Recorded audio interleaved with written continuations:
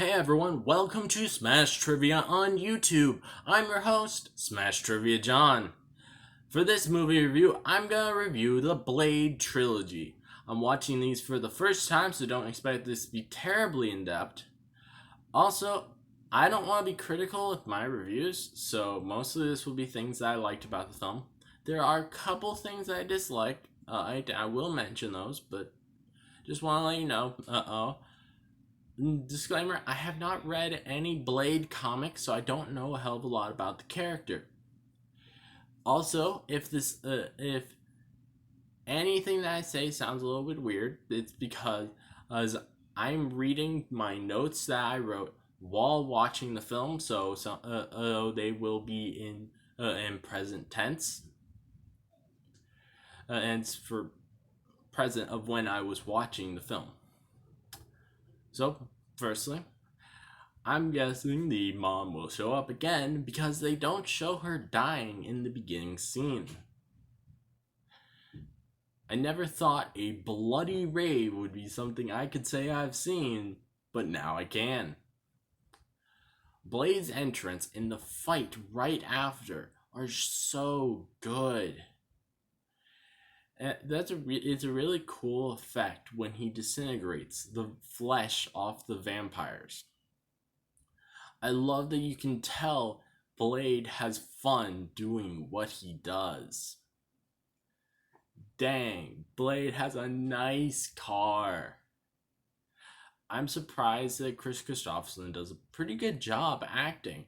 The reason I'm surprised is most singers, at least in my opinion, they don't usually do that great of a job when they decide they want to act in something.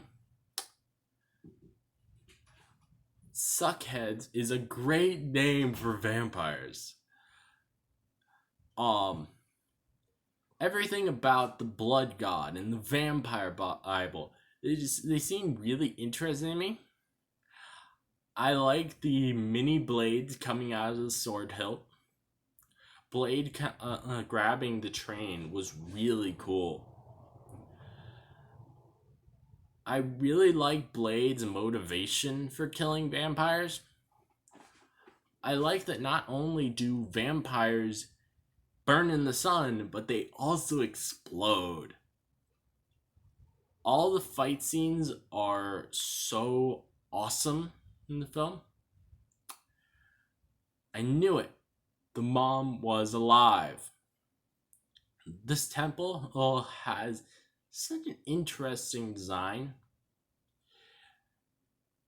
And now here's one of the things I disliked about the film. Who in the hell during the process of making this film thought it would be a good idea to have the mom cut off Blade's shirt and then start acting flirty to him? Like, what the hell? I really like how Blade defeats Frost in this. But honestly, I was not a fan of Deacon Frost because, at least to me, he felt like a very generic villain. Overall, it was a pretty fun film and I enjoyed it a lot. On to Blade 2. That opening monologue, I was not really a big fan of that because, at least to me, it kind of felt like they think either the audience is stupid or they didn't watch the first one. I could already tell from the beginning that this will also have great fight scenes. I wrote a ode while watching, didn't Whistler kill himself during the first one? How is he still alive? I like that the disintegration effect looks a bit more real in the second one. I really liked seeing Blade use the red in his jacket as if he was a matador fighting a bull while fighting the biker vampires. I had a good laugh when Blade blew his car a kiss. Blood-laced cocaine is such a hilarious concept. I wrote, oh, Scud is so annoying.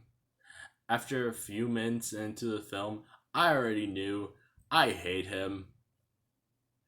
I also wrote, yes, they kept using the word suckhead. The ninja Spider-Man looking assassins, they were kind of cool. Overlord Eli Damaskinos looks like a less fun death. You get that reference if you've seen Bill and Ted's Bogus Journey. Blade having to lead a team that was trained specifically to kill him, I think that's pretty fun. Only 30 minutes in, and I already knew that I liked the villains in this one so much better than the first one. I feel like it really wasn't smart of the vampires to show Blade how to see the new vampire markings. I bet that is going to bite the vampires in the butt one day. I love the rivalry between Blade and Reinhardt. I find it hilarious when something is so creepy that even a vampire goes, "What the fuck?" I'm surprised how realistic it looks when the Reapers open their big creepy mouths. I found it hilarious hearing Blade say, "Sissy."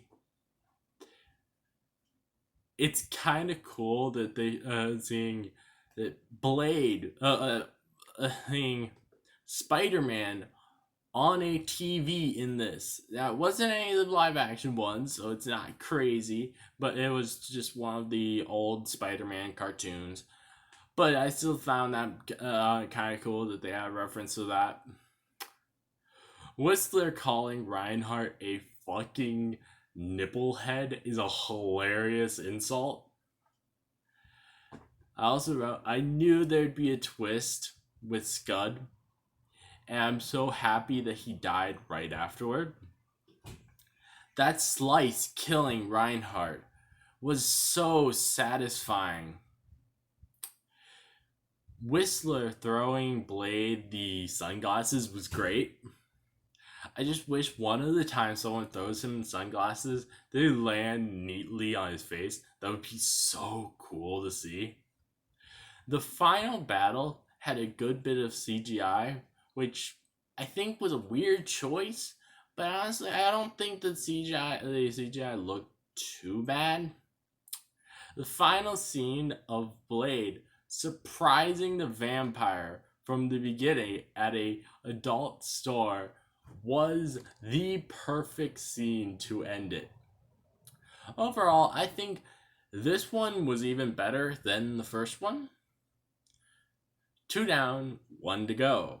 On to Blade Trinity.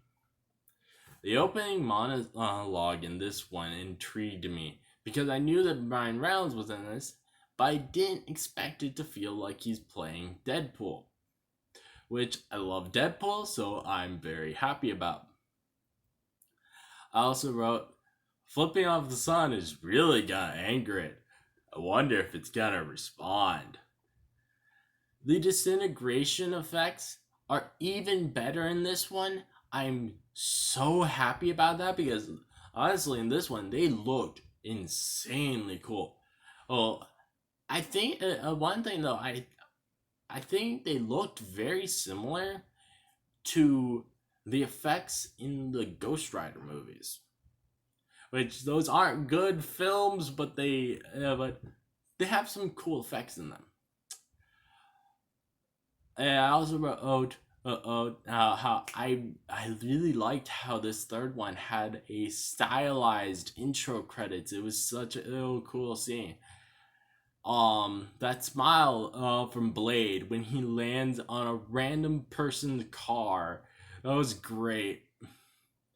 I'm so happy that the fight scenes still are awesome in this one and didn't get gradually worse throughout the films, because I know that some franchises, as they go on, they lose some of that at cool factor that they used to, and like the fight scenes aren't nearly as good. But for least happily for this franchise, throughout them, the fight scenes were great. I also wrote that poor bus driver. I like this very real world take, like where not only does Blade have to deal with vampires in this one, but he also has to deal with cops. I like that John Michael Higgins is in this, since I've enjoyed his presence in probably everything I've seen him in. I love the baby doll that has "fuck you" written on it. It was really cool. Whatever the thing was, it looked like a bow with a laser string on it that they use to slice vampires with. After having seen so many things that have been filmed in Vancouver, it's very easy to tell that this was filmed there. I wrote watching. Sadly, my what I wrote ended up being wrong, but I wrote, I hope Whistler's not actually dead. And next, I during the interrogation scene, and I wrote, man, Blade has killed a lot of people. Another thing during the interrogation scene, I really did not like the comparison of sucking blood to sex. Ew. Finally, Ryan freaking Reynolds as Hannibal King, and he arrives. Dracula was honestly the perfect villain to end off this trilogy. The scene where Blade is holding someone off the edge of a building and their phone rings. He answers it, and he tells him, "This, it's for you." Gives him the phone, and then proceeds to drop the guy to his death. That was amazing. Blade with a baby, that was honestly really cute. The vampire Pomeranian is horrifyingly cute. And I wrote about there's a scene about torture. I won't mention exactly what the torture is in this, but I wrote, "God damn, that might be the worst kind of torture I've ever seen." Wow. I love how Dracula can shapeshift in this. Because I think that's kind of an interesting differentiate him from the rest of the vampires. I was not a big fan though of Dracula's weird devil kind of look they had near the end of the film. I think they had a kind of weird ending with the Blade body turning into Dracula's body. I'm not sure what to think of it. Overall, I think this third one is about just as good as the second one is. Can Ryan Reynolds please convince Wesley Snipes to come back as Blade in a Deadpool film? It would be beautiful. Thank you for watching, and if you like this video, click that like button. I'd love to hear your thoughts on the film, so comment those down below. If you'd like to watch more from me, please subscribe. Many more movie reviews from me coming, so keep on the lookout. This again is your host, Smash Trivia John, signing off.